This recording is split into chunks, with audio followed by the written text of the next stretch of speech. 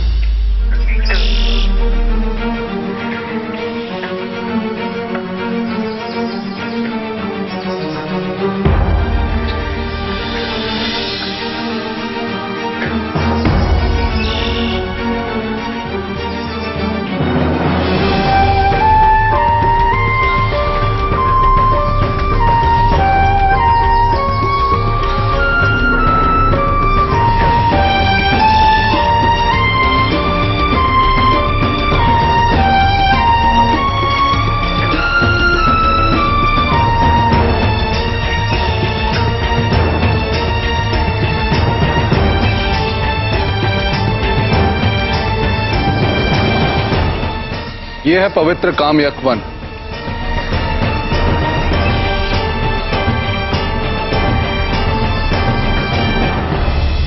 किंतु क्या यहाँ प्रवास करना उचित होगा?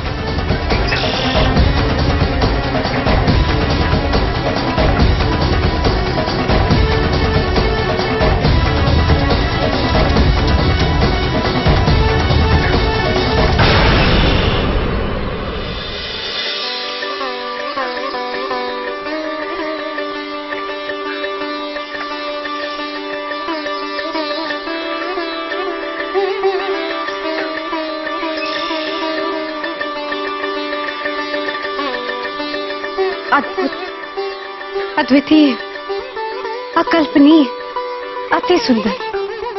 प्रकृति के इतने सुंदर उपहार से हम अनभिज्ञ थे। ये वन कितना मनमोहक है। यदि हम यहाँ निवास करें तो वनवास के 13 वर्ष कैसे बीत जाएंगे ये पता ही नहीं चलेगा।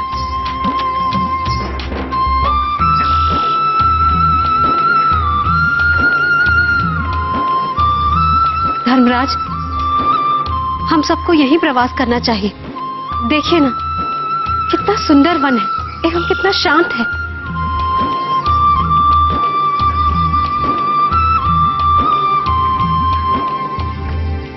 सहदेव, तुम्हारा क्या मत है?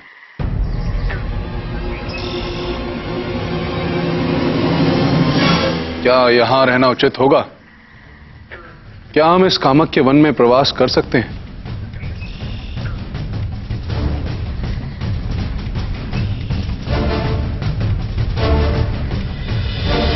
किरात वंश का पुत्र एवं काम्यक वन का निवास जा रहा हूं। मेरी आपसे प्रार्थना है कि आप भी मुझे अपना शिष्य स्वीकार करें।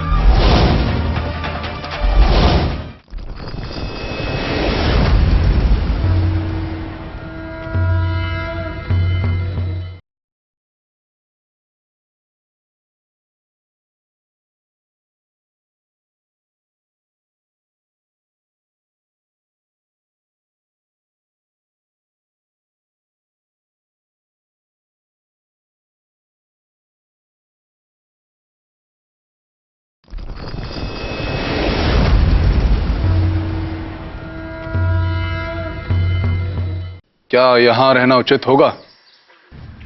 क्या हम इस कामक्य वन में प्रवास कर सकते हैं?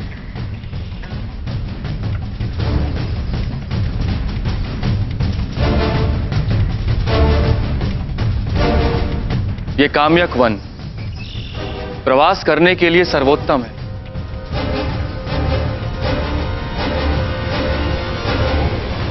किंतु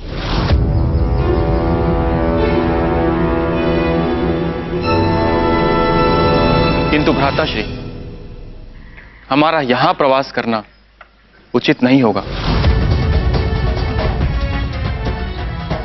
क्योंकि यहां किरत वंश के लोग रहते हैं।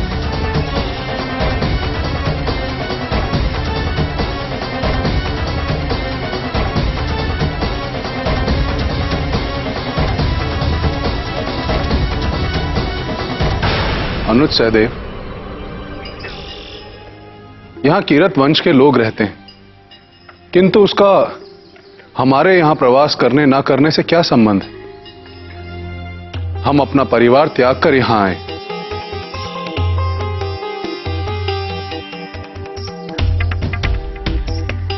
यदि हम किरत वंश के वंशजों के साथ यहां रहेंगे तो वो भी हमारा परिवार बन जाएंगे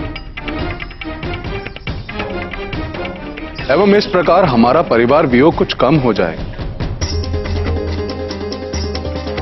भ्राताश्री, आप अपने स्वभाव के अनुरूप हमेशा हर स्थिति में सकारात्मक पक्ष को देखते और सोचते।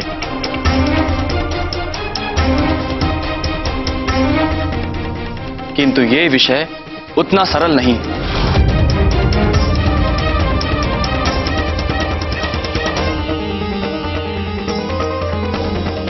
भ्राता, काम्यक वन में आदिवासी लोग निवास करते हैं।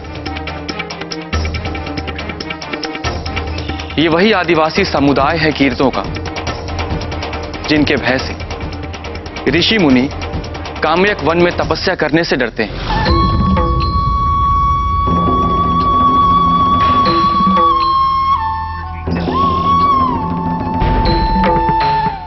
इनके भय के कारण ब्राह्मण या क्षत्रिय दोनों ही काम्यक वन में प्रवेश करने से आतंकित एवं आशंकित रहते हैं।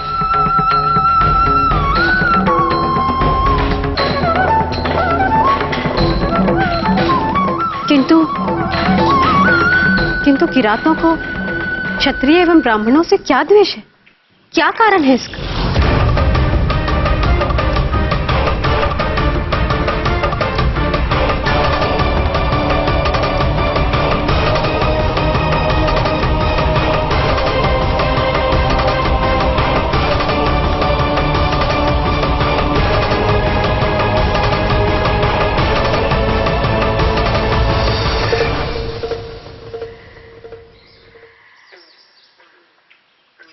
ऐसा प्रतीत होता है कि इस संदर्भ में हमारे अतिरिक्त सबको ज्ञान है। कृपया करके हमें भी बताएं कि मूल वार्ता क्या है एवं इन किरातों के ऐसे आचरण के पीछे क्या कारण।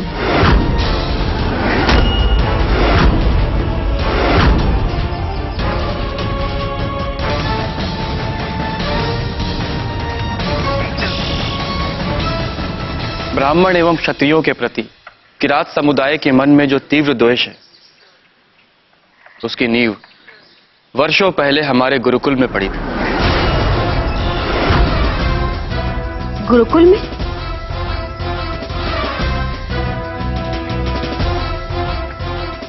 किंतु ये कैसे संभव? किरात के आदिवासी यहाँ काम्यक वन में निवास करते हैं एवं आप सबकी शिक्षा दीक्षा हस्तिनापुर के गुरुकुल में हुई, तो इन आदिवासियों का आपसे क्या संबंध? इनकी आपसे कैसी शत्रुता?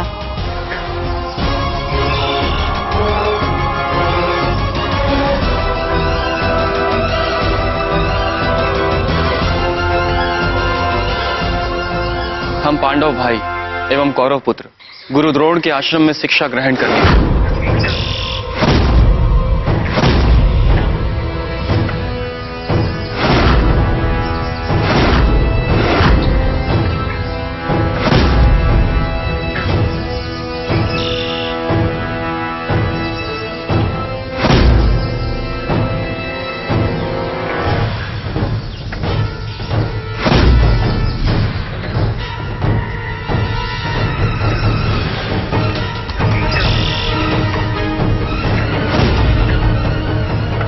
गुरु द्रोण हमें धनुर्विद्या सिखा रहे थे कि तभी किरातों का वंशधर जारा गुरु द्रोण के आश्रम में शिक्षा ग्रहण करने के प्रयोजन से आए।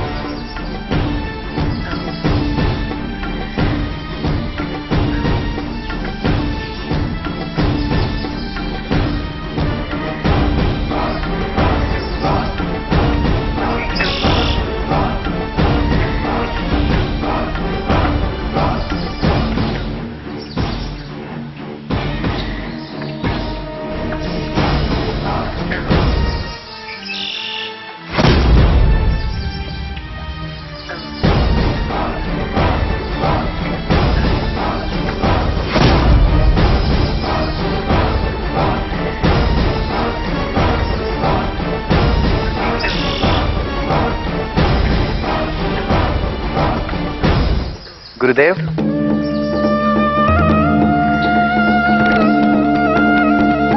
गुरुदेव, मेरी आपसे प्रार्थना है कि आप भी मुझे अपना शिष्य स्वीकार करें।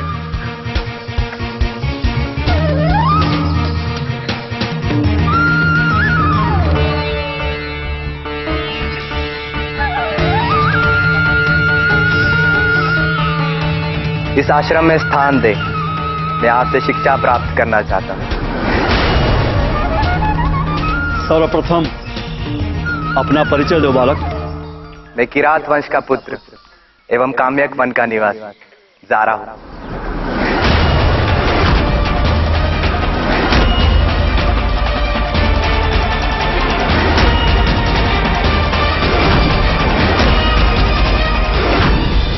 इस गुरुकुल में शिक्षा ग्रहण करने का विचार मस्तिष्क से निकाल दो। किंतु ये असंभव क्यों है दुर्योधन? शिक्षा का अधिकार तो सभी को समान है।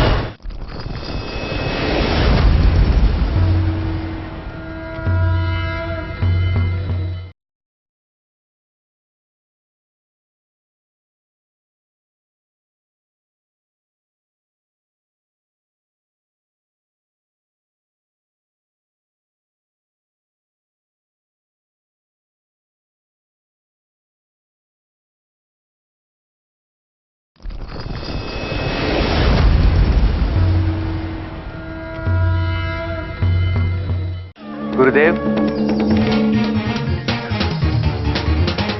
मेरी आपसे प्रार्थना है कि आप भी मुझे अपना शिष्य स्वीकार करें। सर्वप्रथम अपना परिचय दो बालक।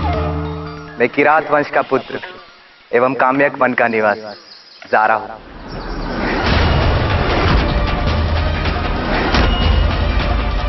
क्या?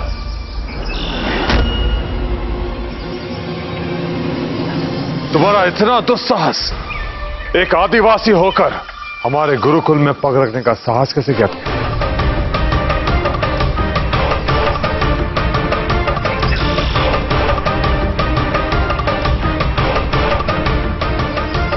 क्या तुम्हें ज्ञात नहीं है कि ये एक युवराजों का गुरुकुल है और जिन्हें तुम अपना गुरु बनाने के इच्छुक हो वो हम जैसे युवराजों के गुरु हैं।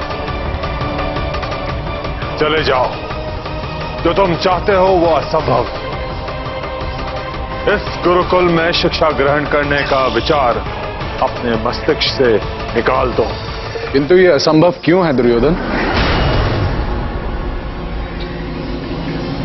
धनवान हो या धनहीन, उच्च जाति का हो या निम्न जाति का, शिक्षा का अधिकार तो सभी को समान है।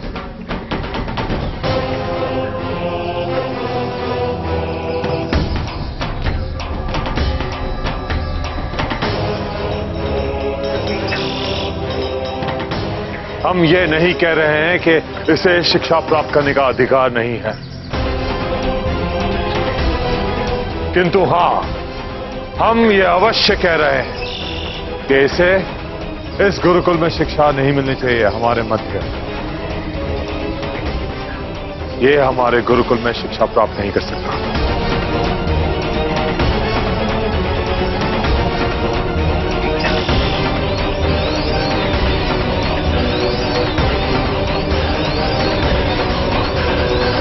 किंतु तुम ऐसा क्यों कह रहे हो दुर्योधन?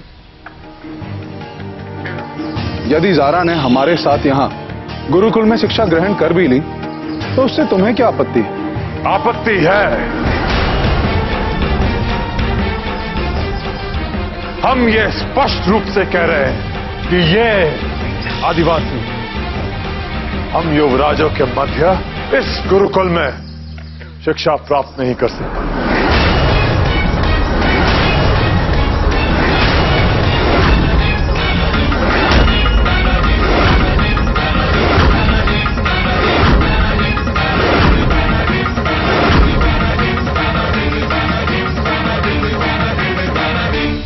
जब विद्या की देवी माता सरस्वती ने अपने बालकों में कोई भेदभाव नहीं रखा तो इस शिक्षा के मंदिर में तुम भेदभाव क्यों करना चाहते?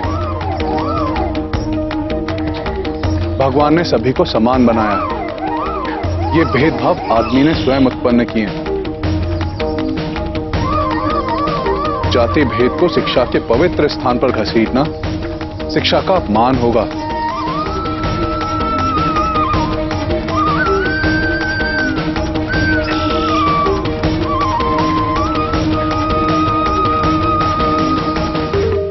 हम तुमसे वाद विवाद नहीं करना चाहते युधिष्ठिर। दुशासन, हमें मामाश्री को इस विषय में संदेश भिजवाना होगा। चलो।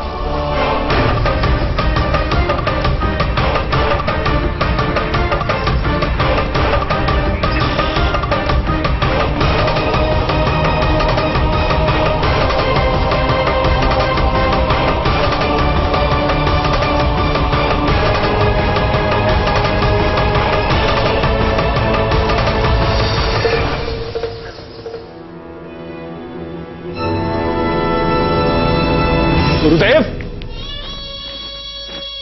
ये क्या अनर्थ हो रहा है गुरुदेव? हस्तिनापुर के महाराज ने आपको युवराजों के भविष्य को उज्जवल बनाने का महान उत्तरदायित्व सौंपा है। आपको राजगुरु की उपाधि प्रदान की गई है एवं राज्य की ओर से समस्त सुविधाएं प्रदान की जाती रही हैं। किंतु आप ये क्या कर रहे हैं? आप आदिवासियों को शिक्षा देंगे? मुझे अपने उत्तरदायित्वों का आभास है एवं मैं उनका निर्वाह अपनी पूरी निष्ठा से कर भी रहा हूं। मेरा मत तो केवल इतना था, इस ज्ञान के मंदिर में यदि युवराजों के साथ वो किरात वंश का बालक भी शिक्षा ग्रहण कर लेगा तो इससे किसी का कोई अहित नहीं होगा। विषय किसी के हित अहित का नहीं है गुरुद्रोण, विषय है नीतिगत होने का। सिद्धांतों का। आप राजगुरु हैं, अतः आपका धर्म है कि आप केवल हस्तिनापुर के युवराजों को ही शिक्षा प्रदान करेंगे। मैं आपसे सहमत हूं, किंतु धर्म की बात आएगी तो गुरु धर्म कहता है कि यदि हमसे कोई शिक्षा प्राप्त करने की इच्छा व्यक्त करे तो हम उसे शिक्षा दान दें। उचित है, उचित है। यदि आपने निश्चय कर ही लिया है तो अब इस विषय पर हस्तिनापुर के राज्य भवन में चर्चा होगी।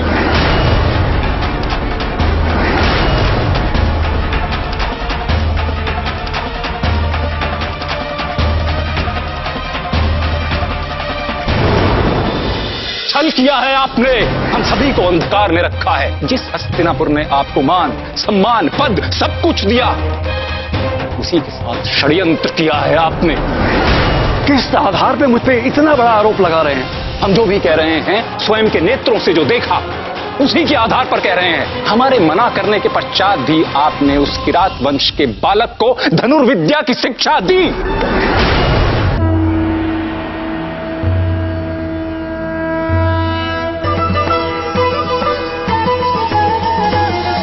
आदिशक्ति नमो नमः।